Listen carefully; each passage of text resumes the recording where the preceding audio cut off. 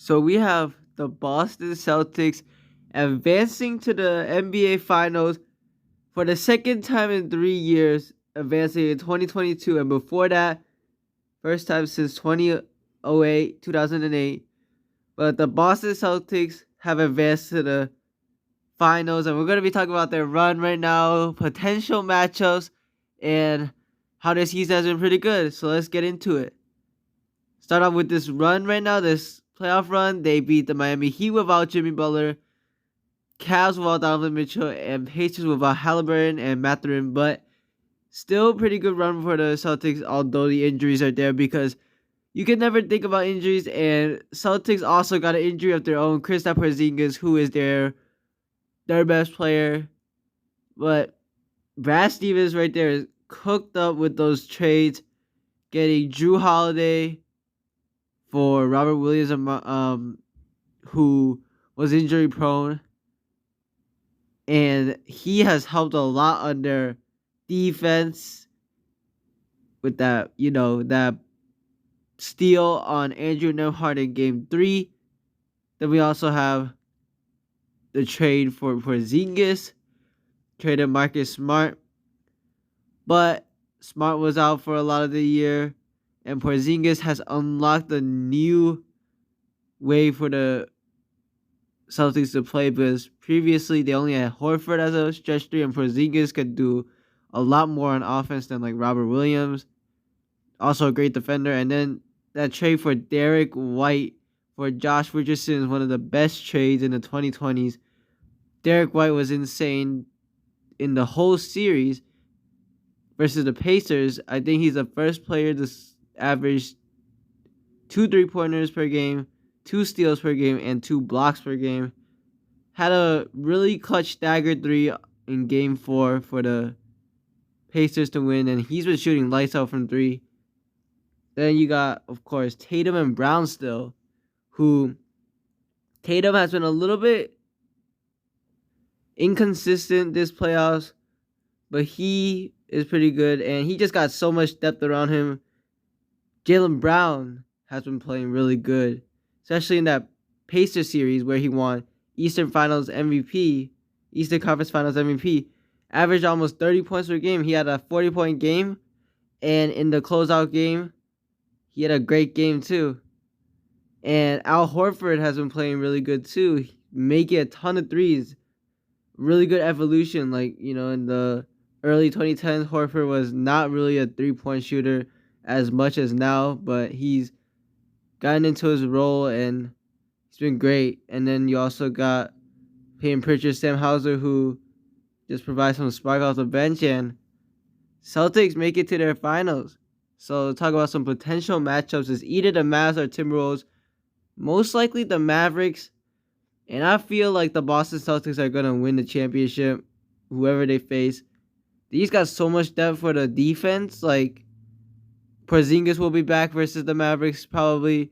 He was almost coming back in Game 4. And he has another week of rest. He's probably going to be back in Game 1, bearing a setback.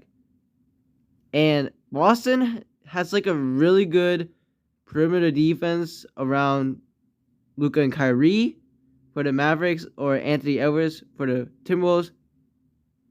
Drew Holiday has been clamping a lot of people this playoffs. Same as Derek White, who is one of the best defenders. Both of them made all defensive second team. Those players can be great on defending Luka Doncic, and Porzingis is a little faster than Rudy Gobert. Now, I don't know if he can guard Luka yet because Luka is just insane versus big men, but Horford was holding his own against a fast player like Garland, and Brown and Tatum are pretty decent at defense as well. So it will be harder, definitely harder for Luka to score.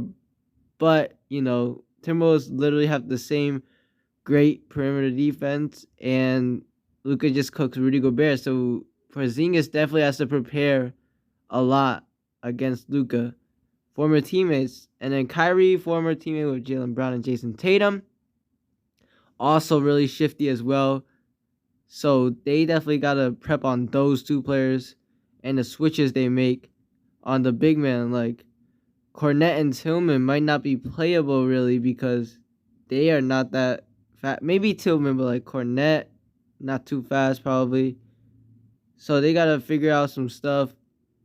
But their perimeter defense, if they don't switch, is really good with Jrue Holiday and Derek White. Now, we're gonna talk about just Celtics making it to the finals their whole season now. 64-18, which is one of the best records in the 2020s. And the best record this season. They have been just great for like the whole season.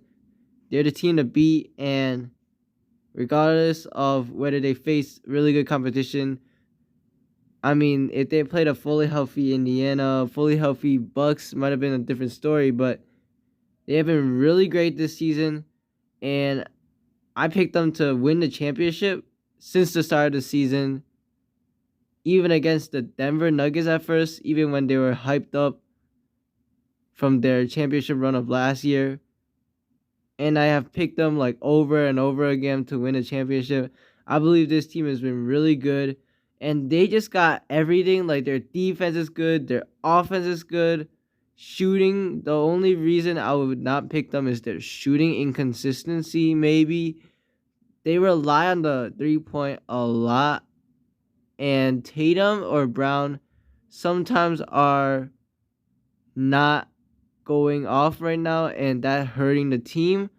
Like you see the Pacers without Tyrese Halliburton still make it a really close game against the Celtics because Tatum was not good game 4, and they needed the heroics of Brown.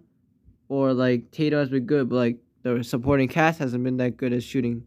So for the Mavericks, they just gotta do a really good job at 3-point defense, and they could possibly win the Celtics. But the Celtics just have so many marksmen. Saw a stat that said the Celtics have 8 players who made 100 more threes this season. More than 100. That is more than 1 3 a game for 8 players, and that's crazy for a team. So they have all their players that they play probably going to be shooters, except maybe their backup center, like a Cornette or a Tillman. But the rest of them are shooter, which is going to be deadly for the Mavericks or the Timberwolves defense. So yeah, that's basically it. You guys watching? Well.